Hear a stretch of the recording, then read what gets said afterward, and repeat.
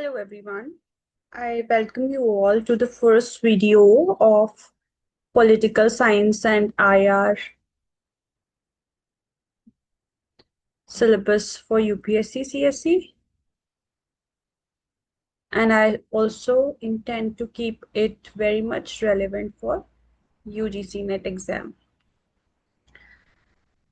The first thing we should talk about, or the question you should ask about before starting or studying anything about political science is, भाई जो मैं subject पढ़ने जा रही हूँ या जा रहा हूँ उसका नाम है political science.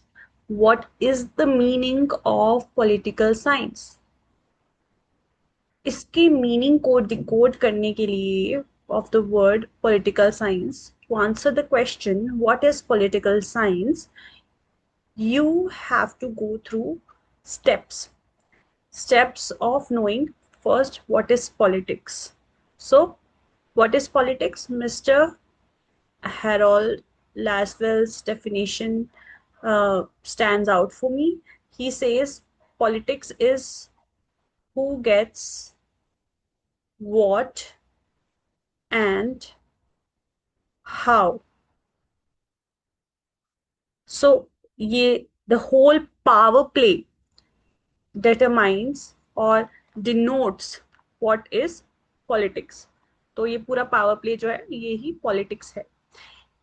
And the next thing we should know is what is theory. Theory is systematic study. Systematic study को कहते हैं थ्योरी. अब पॉलिटिकल थ्योरी क्या हुई? Systematic study of politics. Now just understand it this way कि theory जो है it is the knowledge part. जब आपको माउंट एवरेस्ट या किसी भी माउंटेन को क्लाइंब करना हो या कहीं ट्रैकिंग पे जाने का आपका मन हो हिल्स में, तो पहले आपको ये समझना होगा, ये जानना होगा, इस चीज की नॉलेज गेन करनी होगी कि वहां पे जाने के टाइम हमें क्या इक्विपमेंट चाहिए, किस तरीके के कपड़े पहने जाएंगे, किस तरीके की चीजें अपने साथ कैरी करना जरूरी है, किस कौन से असेंशियल आइटम्स की हमें जरूरत पड़ेगी, हम कितनी देर के लिए जा रहे हैं, कितना टाइम हमें आने में, कितना टाइम हमें जाने में लगेगा.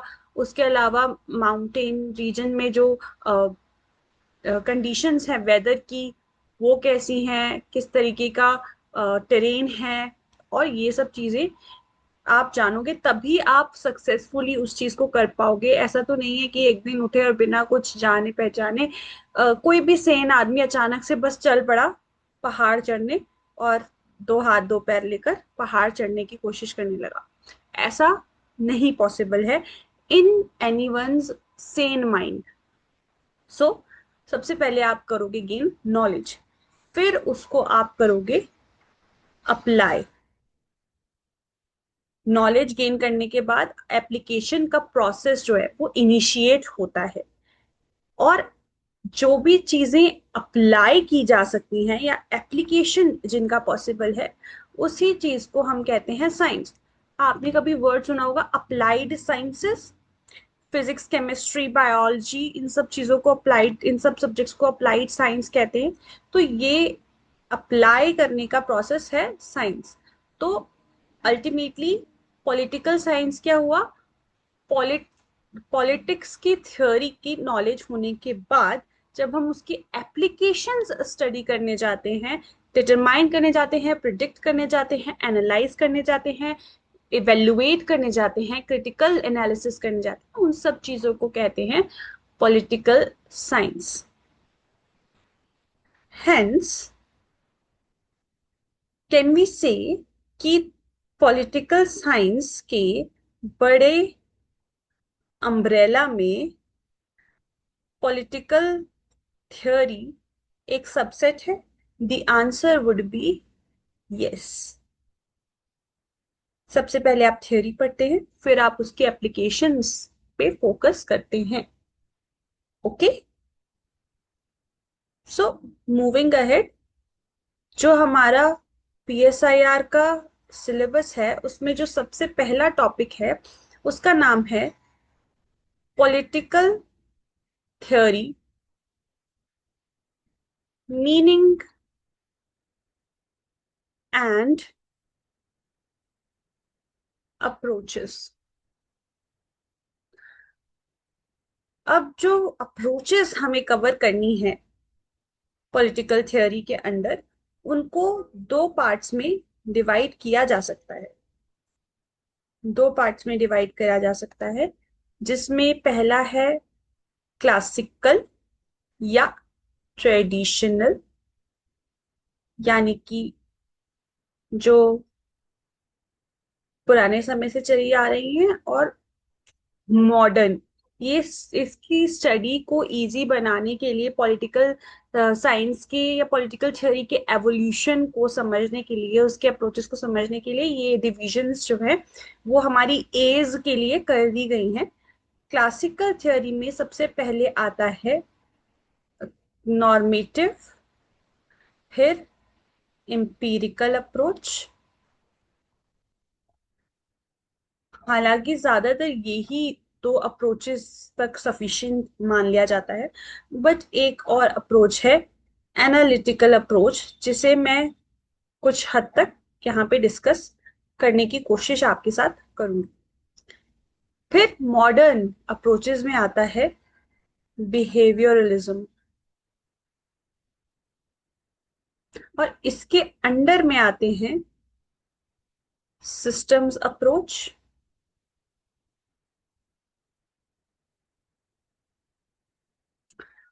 एंड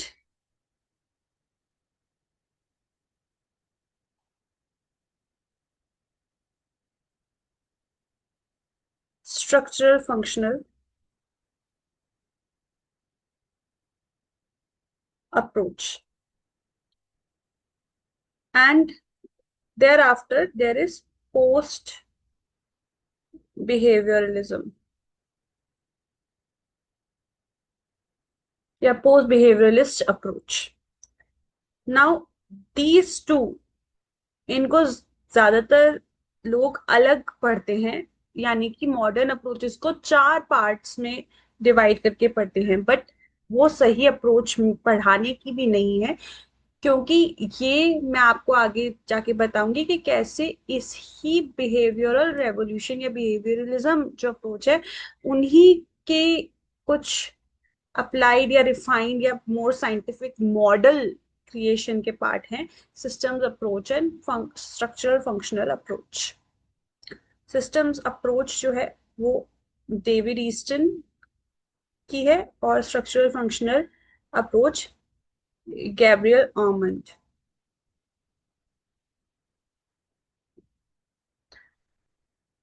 आगे बढ़ते हैं और सबसे पहले बात कर लेते हैं हमारी सबसे पहली अप्रोच क्लासिकल ट्रेडिशन में, या यानी कि नॉर्मेटिव अप्रोच।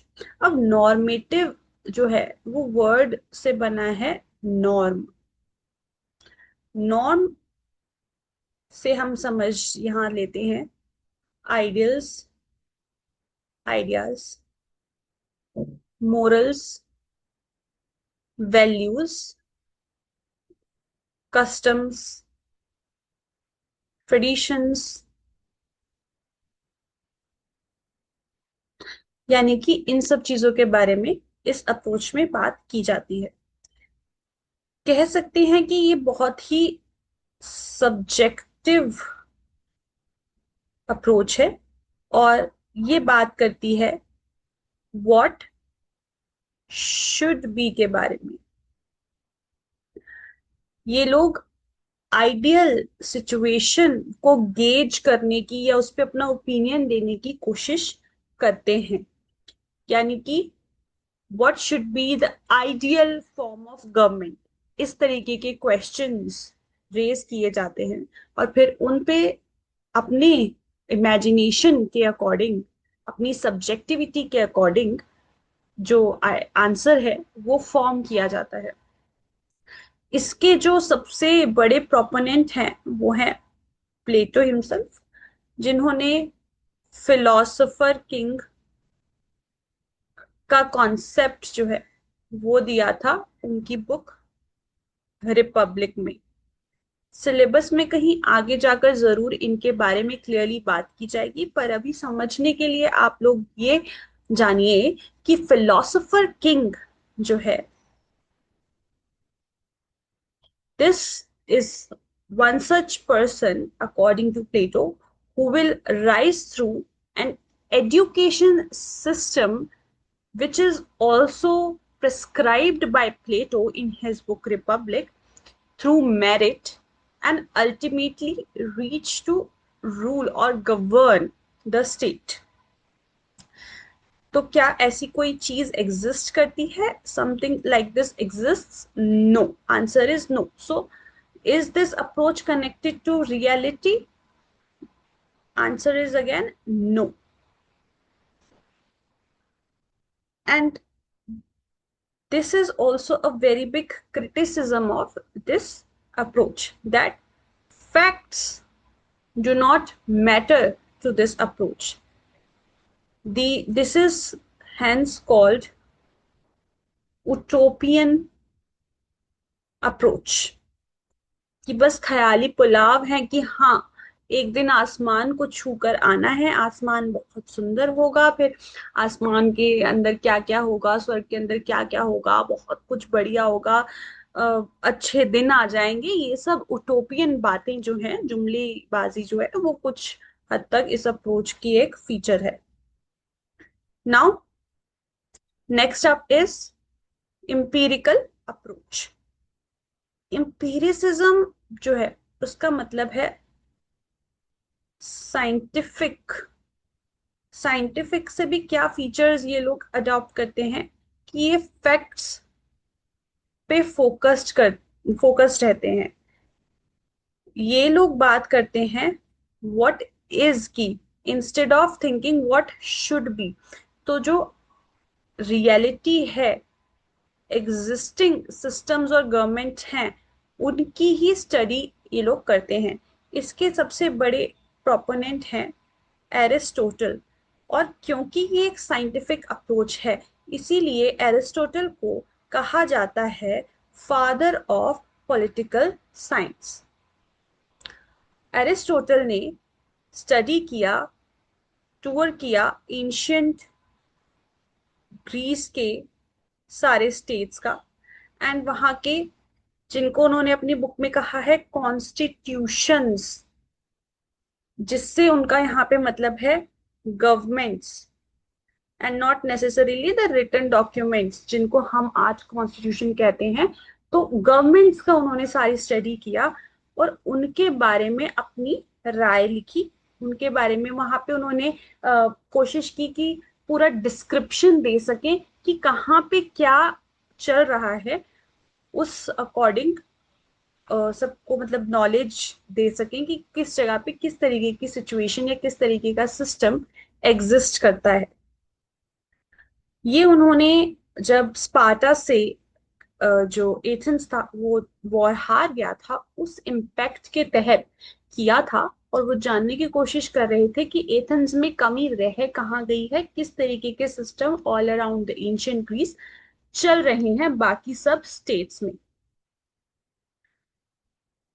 नाउ इस एम्पिरिकल अप्रोच में जो एक प्रॉब्लम देखने को मिलती है, या जो क्रिटिसिज्म इसका देखने को मिलता है, वो यही है कि ये लोग ये ह्यूमन वैल्यूज से बिल्कुल अलग थलग है. बहुत ही ज्यादा सब्जेक्टिविटी की जगह ऑब्जेक्टिव बहुत ज्यादा है. बट क्या हम ह्यूमन वैल्यूज को पूरी तरीके से निग्लेक्ट कर सकते हैं पॉलिटिकल साइंस के केस में? The answer would be no, big no, because political science जो है अकॉर्डिंग टू हेरोल्ड लासवेल की डेफिनेशन आप याद कीजिए कि politics is who gets what when and how. And ये बहुत ज्यादा डिपेंड करता है एक ह्यूमन बीइंग की एस्पिरेशंस, कैपेसिटीज एंड मेथडोलॉजीज से।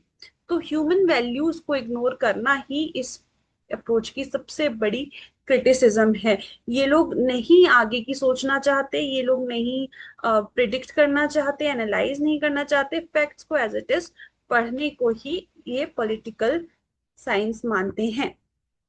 अब next one is analytical approach. तो थीसिस, सिंथेसिस एंड उसके बाद आता है एंटीथेसिस। तो हमारा थीसिस आया नॉर्मेटिव अप्रोच की फॉर्म में, उसका सिंथेसिस करके एरिस्टोटल ने हमें दिया इंपीरिकल अप्रोच। एरिस्टोटल से स्टार्ट हुआ इंपीरिकल अप्रोच, जबकि प्लेटो, एरिस्टोटल जो है वो प्लेटो के ही स्टूडेंट थे, प्लेटो एरिस्टोटल के टीचर थे, बट उन्होंने इवॉल्व किया, कंट्रीब्यूशन दिया पॉलिटिकल साइंस की फॉर्मेशन में।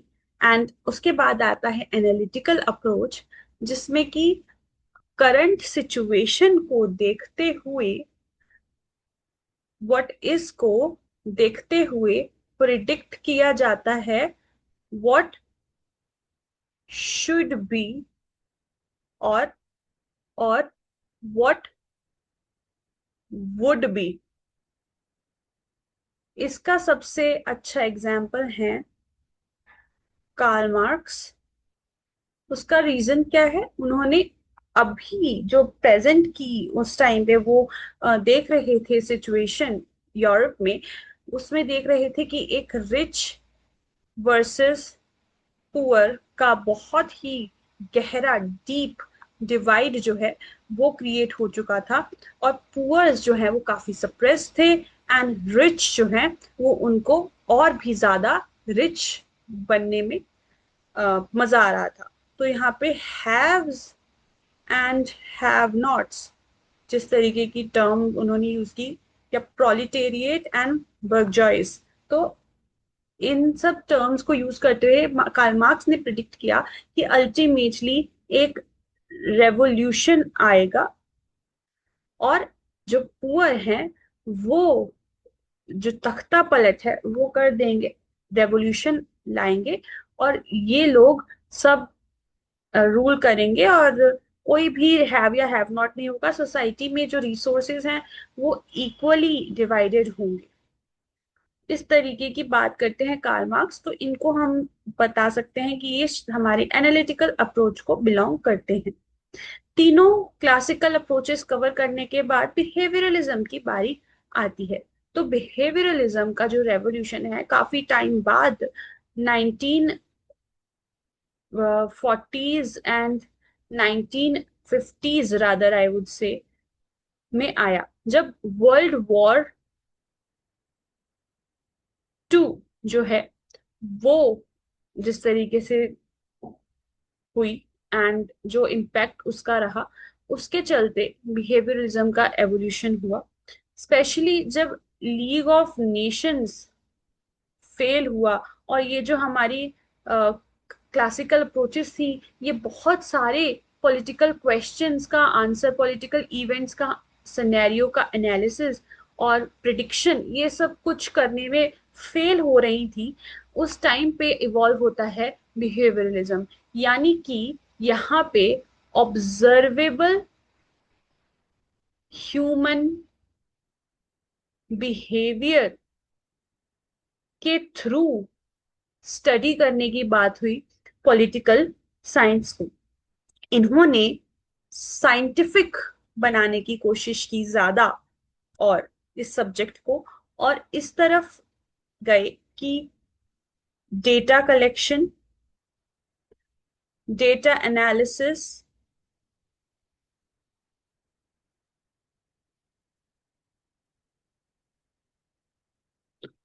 और उसके बाद उसके बेसिस पे प्रिडिक्शंस,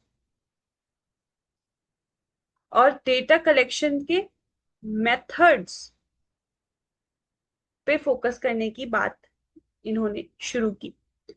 एग्जाम्पल के लिए मैं बता दूं कि ये लोग इस तरीके से चीजों को पढ़ते थे कि अगर कहीं क्या पढ़ते हैं, अगर कहीं वोटिंग हो रही है तो कौन सा जेंडर पोलिंग के टाइम पे किस तरीके से बिहेव करता है, या कौन से age groups irrespective of gender किस तरीके से पार्टी को वोट करने के लिए अपनी चॉइस जो है वो डिटरमाइन करते हैं। तो इस कुछ इन कैटेगरीज के बेसिस पे ये लोग डेटा कलेक्ट करते हैं, फिर उसको डेटा एनालिसिस के थ्रू प्रिडिक्ट करते हैं चीजें कि किस तरीके से वोटिंग बिहेवियर जो है वो चलेगा, क्या रिजल्ट्स हो सकते हैं, उन सब की प्रिडिक्शन के ऊपर ये लोग फोकस करते हैं। फिर इसी के अंदर डेविड ईस्टन ने सिस्टम्स अप्रोच जो है वो दिया। यानी कि ये डेविड ईस्टन बताते हैं कि सिस्टम जो है पॉलिटिकल सिस्टम, उसमें पॉलिटिकल सिस्टम में पॉलिटिकल सिस्टम में इनपुट्स जाते हैं फ्रॉम द एनवायरमेंट, हमारी सोसाइटी की हर एस्पेक्ट को उन्होंने इवेंट में काउंट किया है, और फिर पॉलिसीज के रूप में आउटपुट जो है वो आता है। ये ह्यूमन बिहेवियर को ही उन्होंने थोड़ा एक डायग्रामेटिक रिप्रेजेंटेशन के थ्रू समझाने की कोशिश की है। डायग्रामेटिक रिप्रेजेंटेशन की तरफ वो क्यों गए, क्योंकि उनका सारा फोकस किस चीज पे था, फोकस था सब्जेक्ट को और ज्यादा साइंटिफिक बनाने में। और साइंसेस ही तो है जिसमें डायग्रामेटिक रिप्रेजेंटेशन जो है वो पॉसिबल है एंड जो यूनिवर्सली एक्सेप्टेबल रहती हैं। तो उन्होंने कहा कि एक पॉलिटिकल सिस्टम है जिसमें इन्वायरमेंट से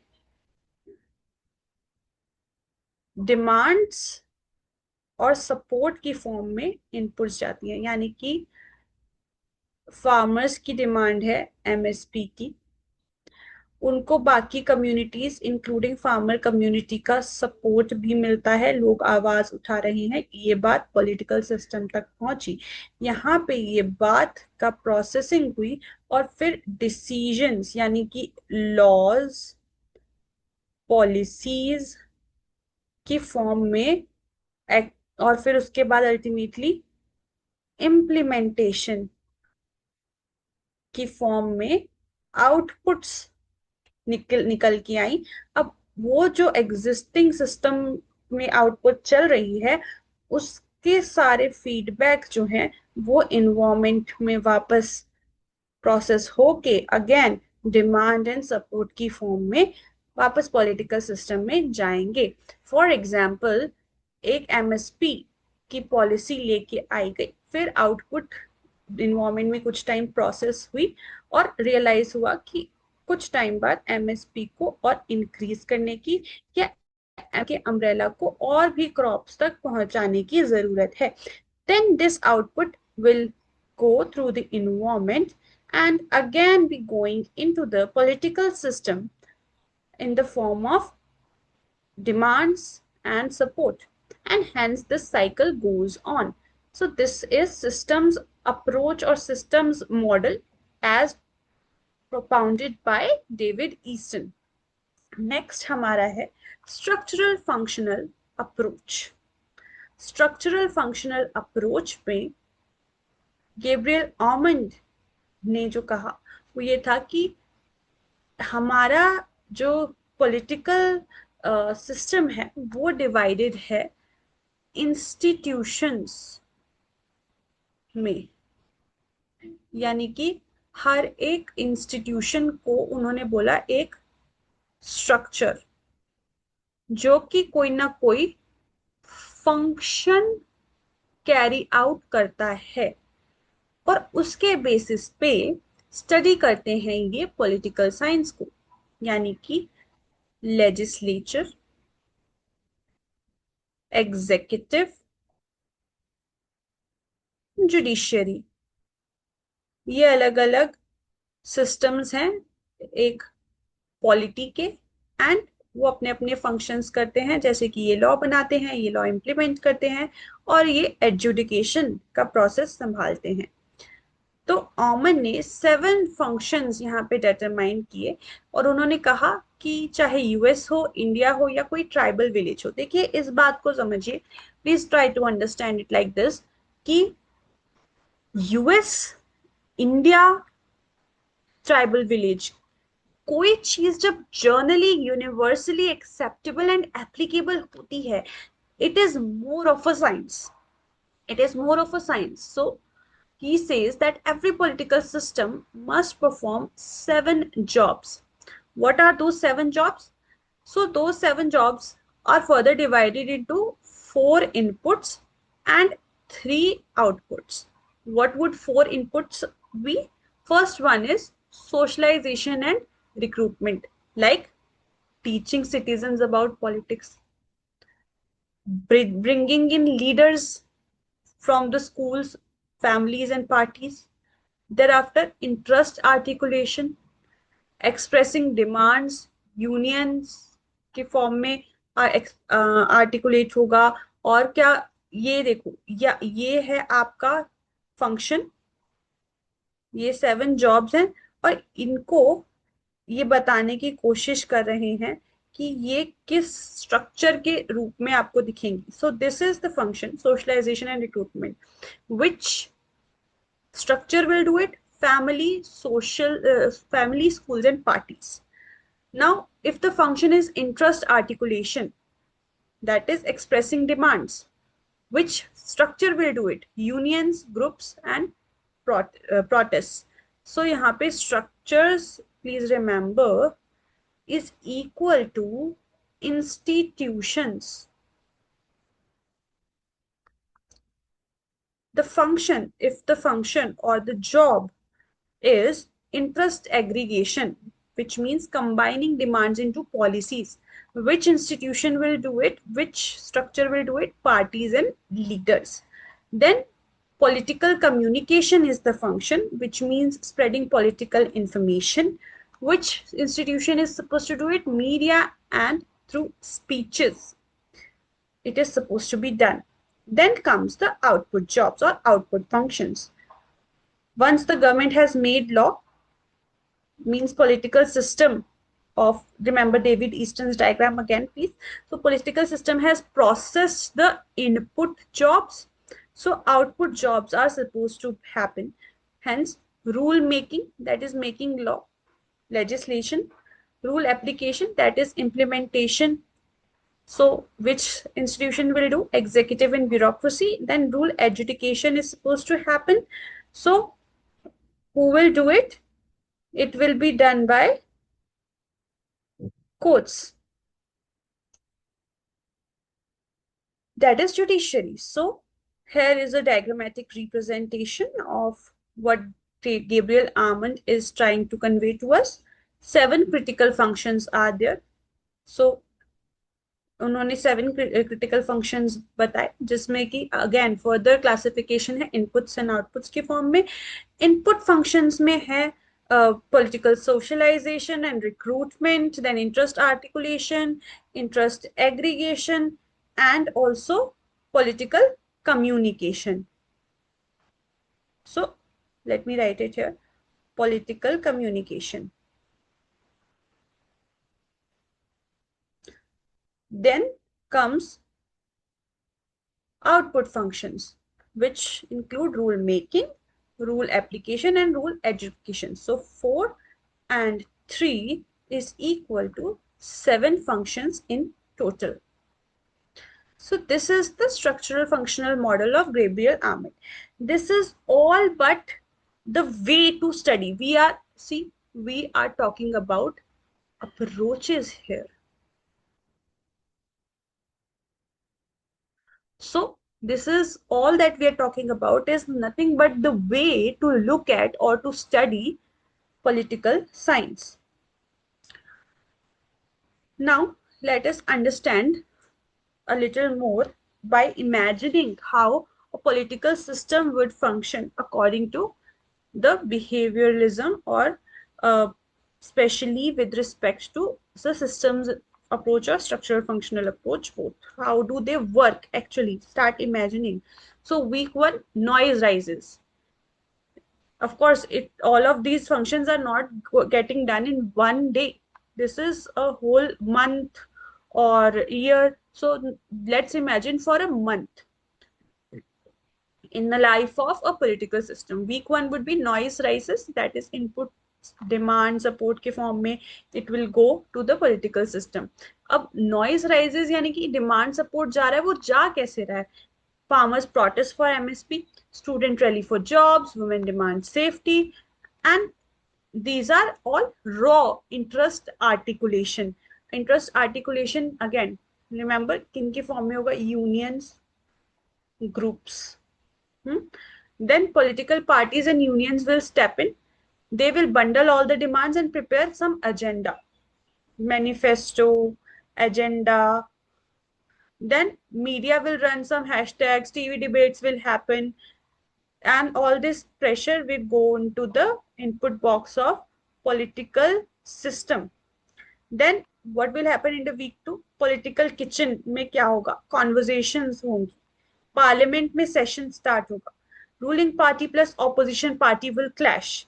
Manifesto promises will be negotiated. Cabinet ministers will draft bills. Committees will review them. Then this ultimately will lead to rule making. Example, so interest aggregation was done by ruling party, opposition party, then they are negotiated, and ultimately it will result into rule making. So we have come into output function from input function. So a farmer's bill is introduced. Then week three, action time. Law is passed in the parliament, rule making is done. Then bureaucrats will be designing the schemes and release funds and set guidelines.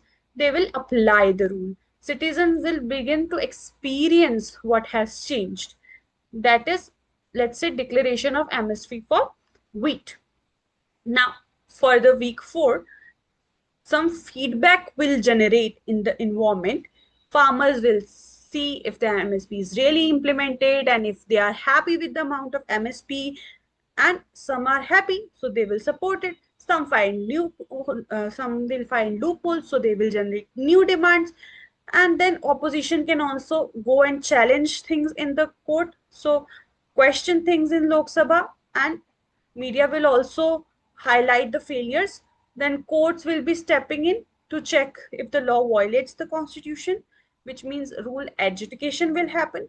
Then feedback will flow back into the system, and the cycle goes on month, year on year, lives of lives. Okay, so this is how the debate will, oh sorry, the month will look like. So week one, noise आई. Week two debate और conversation हुई. Week three law output हो गया. Week four में review, feedback, loopholes education, ये सब हो गया. Right now the last but not the least, post behaviouralism. Post behaviouralism की कहानी कुछ इस तरह है कि अल्टीमेटली जब देखो ये सब जो डेवलपमेंट है ना ज्यादा, वो सब किस तरफ हो रहा था पॉलिटिकल साइंस का वर्ल्ड में, किसको इतना रिसोर्स एंड फुर्सत है, तो वो वहां का जो सेंटर है वर्ल्ड का, वो ऑफ कोर्स यूएस जो है वो बना हुआ था. और यूएस लॉस्ट वियतनाम वॉर. चाहे दुनिया में और कहीं भी कुछ भी हो रहा होता, तो शायद फिर से एक नया सिस्टम या कुछ चेंजेस इन द सिस्टम लाने की पॉलिटिकल साइंटिस्ट को, अमेरिका के, जो कि डेविड ईस्टन और गैब्रियल आर्मिन जैसे साइंटिस्ट, जिनका मैं नाम भी ले रही हूँ, उनको शायद उतना पिंच फील नहीं होता. they would not have felt the need. But since US lost Vietnam War, student protests were going on. So civil unrest was rising. Even the students of political science were asking कि भाई इतना कुछ हो रहा है, हमारी political science की जो स्टडी है वो किन चीजों पे फोकस कर रही है? कि किस तरीके से सिस्टम फंक्शन करते हैं, इंस्टीट्यूशंस पढ़ लिए, उनकी फंक्शनिंग पढ़ ली, we will go ahead and collect some data and so on. So there was the demand was rising to bring about some change to the study of political science, to the way we study political science, or the way we approach or see the subject of political science. At that time, David Easton was the president of Political Science Association of America. Hmm? So he, in his presidential address to the Political Science Association of America, he gave this address and called for post-behavioralism. In this call, he introduced 7 principles of post-behavioralism. So he wanted the political science subject to be relevant again. So relevance focus on issues of real human importance, जिससे रोजमर्रा की जिंदगी में एक आदमी impact होता है, उस तरीके के इश्यूज को आप रेज कीजिए, उन पे फोकस कीजिए. Then don't just study, go beyond study, focus on actions. Scholars, he said, must engage with problems. So he said that don't just be a scholar, also be an activist. Then put theory into practice. Research must inform and guide the policy. Don't just study what policy is going on, why it was made. Go and guide people. Go and try to tell people what demands should be risen, what sort of rules should be made, how to articulate it. So go ahead in the world within the masses and do these things. Then he said that again, remember, there was a criticism for empirical approach. Again, same criticism came up for behavioralism. They were not focusing on human values. They were obsessed with data, systems, making the subject very, very rigidly scientific. But now Easton says values are not excluded, they are crucial. Ethical and normative concerns are central to the subject. You cannot ignore. आप human behavior पढ़ रहे हैं और आप उन जो subjective चीजें हैं, which how a human being is going to process, on what values, on what terms they will be processing the information or any sort of situation as far as political events is concerned, you cannot exclude the values. And also you have to be future oriented. Don't just predict, try to shape the humane future, just an humane future. Go ahead and focus on problem solving. Don't just describe कि हाँ ये problem exist कर रही है. Don't just predict that what problem may arise. Go for solutions. Focus on solutions. And then there needs to be more commitment. Scholars must carry the responsibility towards the society. See, you are a scholar, you know the things, you have the knowledge, so you should take responsibility for the application of your knowledge, and hence the subject will be more relevant to study, means it will be more scientific. Like we have already talked very initially in the very beginning of our discussion कि पहले knowledge यानी कि theory आती है, फिर आप उसको application की तरफ जाते हैं, तब वो बनती है साइंस. तो यहाँ से क्या पॉलिटिकल साइंस और ज्यादा साइंटिफिक हो गई, क्या पॉलिटिकल साइंस और ज्यादा इवॉल्व हो गई towards being a science? Answer is yes. So this is all about the approaches. अब एक बार it is must to revise, क्योंकि हमने काफी अच्छे से और जल्दी से ये अप्रोचेस जो हैं वो पढ़ ली हैं. तो अब सबको एक साथ देख लेते हैं. सबसे पहले हम देखेंगे नॉर्मेटिव अप्रोच को कि ये कब और क्यों इमर्ज हुई. तो सबसे पहले ये एंशियंट या क्लासिकल फिलॉसफी का पार्ट है, और यहाँ पे लोग आइडियलिस्टिक हो चुके थे. तो नीड फॉर आइडियल्स, क्या होना चाहिए, किस तरीके का हमें फॉर्म करना है सोसाइटी को, उन सब चीजों के बारे में बात हो रही थी. इसी कारण से नॉर्मेटिव अप्रोच का जो है वो बर्थ होता है, इमर्ज होती है. And core focus is on what ought to be. Like किस तरीके से जस्टिस होगा, किस तरीके से लिबर्टी, किस तरीके से स्टेट होगा। मेजर थिंकर्स थे प्लेटो, जिन्होंने फिलोसोफर किंग का कॉन्सेप्ट दिया, एंड ऑल्सो जॉन रॉल्स, जिन्होंने जस्टिस का कॉन्सेप्ट दिया in under the wheel of ignorance. Again, wheel of ignorance जैसी कोई चीज एग्जिस्ट करती नहीं है, वो एक इमेजिनेटिव सिचुएशन है, केवल चीजों को एक्सप्लेन करने के लिए यूज की गई है टर्म। नाउ, इसकी स्ट्रेंथ्स हैं कि एक मोरल विजन प्रोवाइड करती है, फाउंडेशनल कॉन्सेप्ट देती है हमारे सब्जेक्ट को, बट वीकनेस है कि ये उटोपियन है और रियलिटी से इसका कोई भी कंसर्न जो है वो नहीं बैठता। Next one is empirical approach. Empirical approach के अंडर एरिस्टोटल जो है वो मेन है, एरिस्टोटल के टाइम से इसे हम ट्रेस कर सकते हैं, and it was nothing but a reaction to being purely idealistic, and वो वर्क नहीं कर रहा था, which is why Athens lost to Sparta. So that was the life event which led to the formation of empirical approach through Aristotle. He started focusing on observations, constitutions, facts, and focusing on questions like what is. So Aristotle and Machiavelli, who focuses on realism, what is, not what ought to be, not thinking about what ought to be, being realistic कि ऐसा ही हो है, ऐसा ही हो रहा है, यही है सच। तो इस तरीके की अप्रोच से फॉर्म होती है एम्पिरिकल अप्रोच। ये ग्राउंडेड है रियलिटी में और एकदम फैक्चुअल है, बट इग्नोर करती है वैल्यूज एंड एथिक्स को। बिहेवियरलिज्म जो है वो राइज हुआ 1950s में यूएस में, of course world war two की लॉस के बैकग्राउंड में, एंड डिमांड उठने लगी एक और ज्यादा साइंटिफिक स्टडी की, जहां पे ऑब्जर्वेबल ह्यूमन बिहेवियर को स्टडी किया जा सके, क्वांटिफिकेशन यानी कि डेटा के फॉर्म में प्रिडिक्शंस की जा सके डेटा के बेसिस पे। इसके मेजर जो थिंकर्स हैं या स्कॉलर्स है वो हैं डेविड ईस्टन और चार्ल्स मिरियम। इसका जो ऑब्जेक्टिव है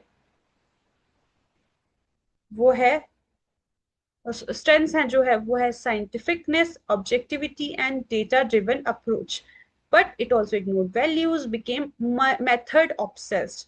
पोस्ट बिहेवियरलिज्म में 1969 के टाइम पे वियतनाम वॉर जो है यूएस हार गया, स्टूडेंट्स में अनरेस्ट हुआ, रिएक्शन हुआ बिहेवियरलिज्म की तरफ कि अरे भाई तुम तो इरेलीवेंट हो रहे हो, जो रियल ह्यूमन प्रॉब्लम्स है सोसाइटी की उसको सॉल्व करने की तरफ कोई ध्यान ही नहीं दे रहा है, सब बस हवाई बातें कर रहे हैं, डेटा कलेक्ट कर रहे हैं, ऑब्सेस्ड हो गए हैं। सो रेलेवेंस के कारण, रेलेवेंस पे इसका मेन फोकस रहा, एक्शन पे मेन कोर फोकस है, प्रॉब्लम सॉल्विंग और scholars should act as activist पे मेन फोकस है। Major thinker of course David Easton है, उन्होंने ही 7 प्रिंसिपल्स जो हैं वो दिए पोस्ट बिहेवियरलिज्म की, एंड इसकी स्ट्रेंथ ये है कि reconnected theory to human problems.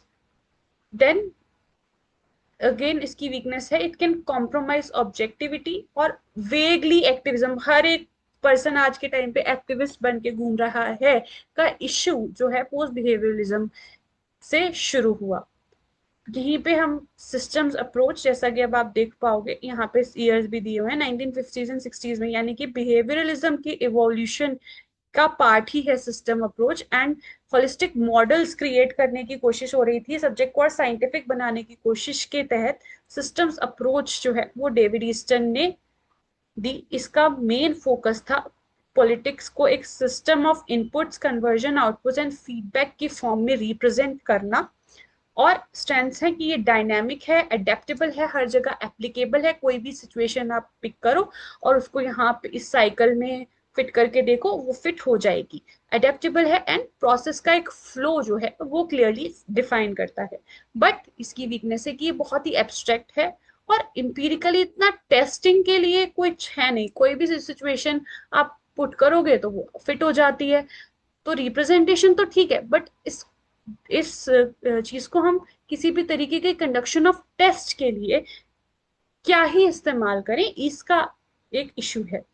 Again 1960s में ही कंपैरेटिव पॉलिटिक्स के पर फोकस करने के लिए कि कहाँ पे किस इंस्टीट्यूशन में किस तरीके का फंक्शन हो रहा है, इंडिया में, यूएस में, ट्राइबल विलेज में, रिमेंबर आर एग्जाम्पल, और मॉडर्नाइज करने के लिए चीजों को स्ट्रक्चरल फंक्शनल अप्रोच जो है वो गैब्रियल आर्मंड ने इंट्रोड्यूस की। और उन्होंने कहा every society has structures performing universal functions, उसी पे फोकस करेंगे। गैब्रियल आर्मंड एंड बिंघम पावल ने ये जिस इसको आर्मंड एंड पावल की अप्रोच भी कहते हैं इसी कारण से, इसके मेजर थिंकर्स रहे। एंड स्ट्रेंथ जो है इसकी वो ये है कि ये कंपैरेटिव पॉलिटिक्स को जो है पॉसिबल बनाती है, कंपैरिजंस को पॉसिबल बनाती है अक्रॉस द नेशंस, अलग अलग पॉलिटिकल सिस्टम्स के ऊपर एप्लीकेबल है, applies to all societies. Weakness क्या है कि ये बड़ी डिस्क्रिप्टिव सी है, और ऑफ कोर्स इसमें वेस्टर्न बायस तो भरा हुआ है, और इग्नोर्स करती है इन उन केसेस को जहां पे कॉन्फ्लिक्ट चल रहा है, जहां पे ये सिस्टम्स है ही नहीं, जहां पे जुडिशरी नहीं है, जहां पे लेजिस्लेचर नहीं है, या जहां पे एग्जीक्यूटिव नहीं है, उन जगहों का क्या, जहां पे अभी डेमोक्रेसी ही नहीं है, या कोई कॉन्स्टिट्यूशन ही नहीं है, या कू हो गया है, मिलिट्री आ गई है पावर में, उन जगहों के ऊपर ये फोकस नहीं करती, कॉन्फ्लिक्ट की सिचुएशन को ये फोकस नहीं करती है approach. So this is about all the approaches, and this is about this session. I hope it was very, very heavily informative. It might take some time for you to sink in, seep in the whole thing.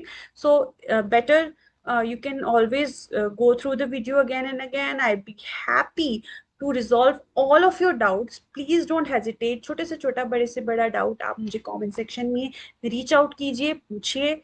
And see you in the next one. Till then, take care. Bye bye.